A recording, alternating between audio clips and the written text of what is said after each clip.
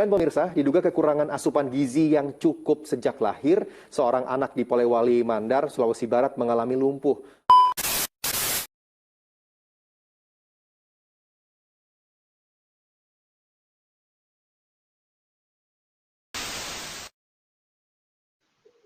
Nah, ternyata gizi kurang masih menjadi salah satu masalah serius di tanah air kita.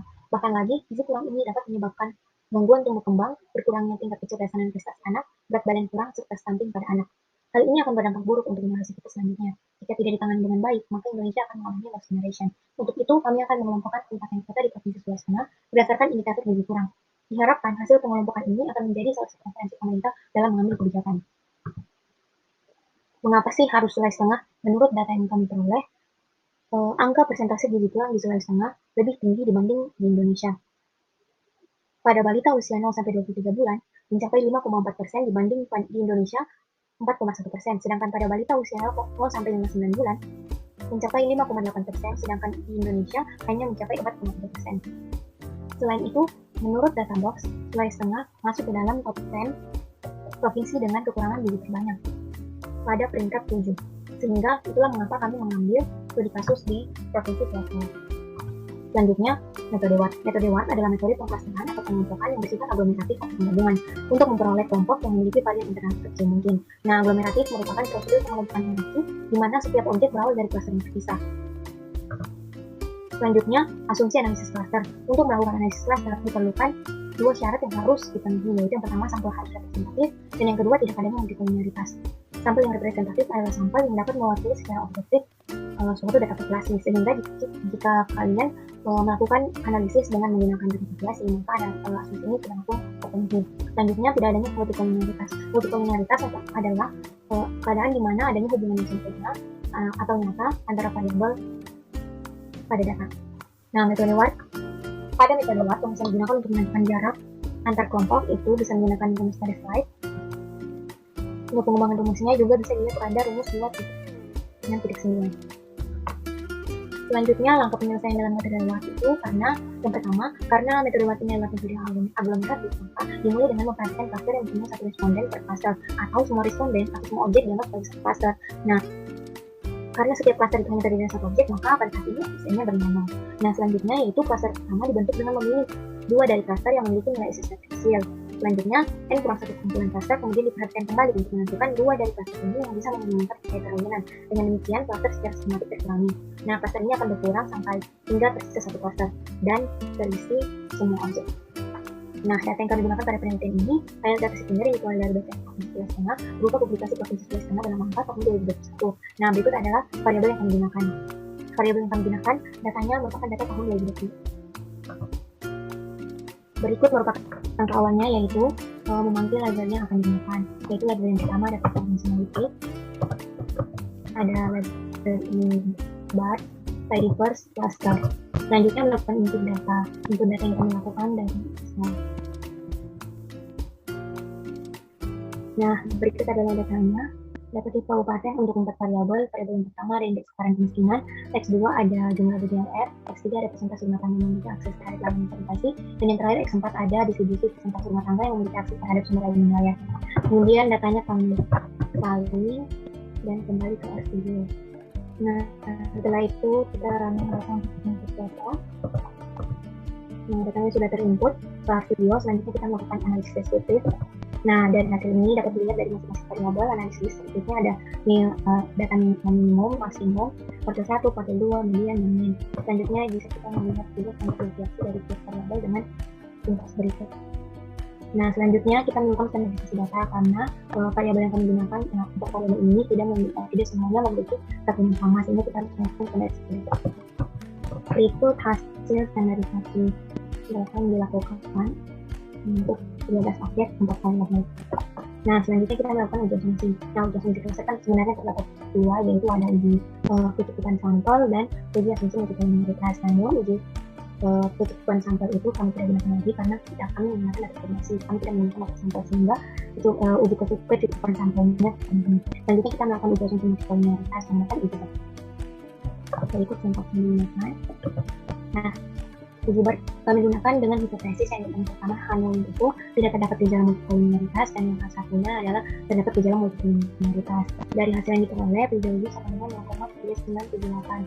Dengan menggunakan alfa 0,5, maka p-value-nya lebih besar dari alfa, sehingga dengan tingkat signifikasi 95%, maka p-value tetap nol, sehingga dapat disimpulkan data yang kami gunakan tidak terdapat gejala multikolinialitas pada tingkat signifikansi 95%.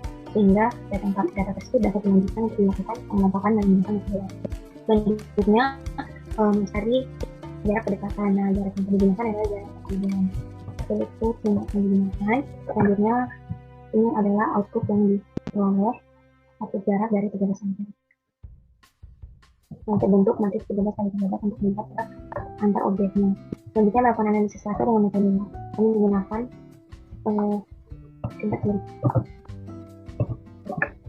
Nah, berikut merupakan hasil dendrogram yang diperoleh dari analisis laser dengan metode WAT. Nah, dari dendrogram tersebut dapat kita lihat bahwa bagaimana kedekatan dari tiap objek. Nah, dapat terbentuk beberapa kelompok. Bisa terbentuk 2 kelompok, 3 kelompok, 4 kelompok, dan atau bahkan lebih. Nah, sehingga diperlukan untuk menentukan jumlah klaster optimum atau jumlah kelompok optimum untuk mengelompokkan objek-objek ini. Selanjutnya, kita melakukan penentuan klaster yang optimum menggunakan metode Silverwood. Nah, label yang digunakan adalah pakai extra. Selanjutnya, berikut merupakan hasil dari metode Silverwood. Dapat dilihat dari plot, klaster Silverwood terbesar itu pada klaster 3, sehingga klaster 3 merupakan jumlah kelompok optimum. Karena jumlah kelompok optimumnya sudah diperoleh, sehingga selanjutnya kita melakukan cut off pada dendrogram yang telah kita peroleh sebelumnya. Nah, kita cut off sehingga diperoleh 3 kelompok. Nah, kelompok 1 ini ditandai dengan warna merah, kelompok 2 ditandai dengan warna biru, dan kelompok 3 ditandai dengan warna hijau. Selanjutnya, kita melihat hasil kelompok pengelompokan. Nah, dari output dapat diperoleh bahwa kelompok 1 itu terdiri dari 5 kabupaten kota, kelompok 2 terdiri dari 7 kabupaten kota, dan yang terakhir kelompok 3 terdiri dari hanya 1 kabupaten kota. Nah, untuk melihat apa saja dari siapa-siapa saja yang berada di kelas 1, 2, maupun 3, dapat dilihat pada output berikut. Nah, dari output berikut dapat dilihat bahwa Banggai Kepulauan, Banggai, Morowali, Poso, Donggala, Kabupaten Banggai Kepulauan, Banggai, Morowali, Poso, dan Kota Palu masuk pada kelompok 1, Donggala, Poli-Poli, Buol, Parigi Motong, Luna, Banggai Laut, dan Morowali Utara masuk pada kelompok 2, sedangkan Kabupaten Sigi masuk pada kelompok 3. Selanjutnya yaitu melihat deskripsi klaster untuk melakukan klasifikasi klaster. Nah, dari output berikut dapat dilihat rata-rata dari tiap variabel untuk tiap klasternya. Nah, seperti contoh pada X1 itu dapat dilihat rata-ratanya pada klaster 1 adalah 0,5, pada klaster 2 0,789, dan pada klaster 3 adalah 0,9. Untuk variabel X2, X3, dan X4 bisa dilihat. Nah, selanjutnya adalah melakukan visualisasi data dari klaster yang sudah diperoleh. Saya gunakan ada SF, SP, PLUR, DPLUR, OpenXLSX, Jupyter 2, HRDFM, Tergudal, dan Lexus. Nah, selanjutnya kita memanggil data dari Excel. Nah, berikut adalah data yang tadi yang sudah terdapat klaster sesuai dengan output sebelumnya kita. Nah, kita sama datanya, lalu kembali ke video. Melakukan untuk memanggil data. Nah, datanya sudah masuk. Kita melihat struktur dari tiap kolom data. Selanjutnya kita memanggil peta yang akan kami gunakan. Peta yang kami gunakan adalah peta selanjutnya. Nah, selanjutnya kita melakukan filter untuk hanya memanggil provinsi Sulawesi, peta provinsi Sulawesi saja, tidak peta untuk provinsi lain. Selanjutnya kita menyesuaikan kolom faktor yang ada pada peta Sulawesi Tengah dengan kabupaten kota yang pada data kita. Selanjutnya kita merun data untuk melihat hasil dari visualisasi. Berikut hasil visualisasi.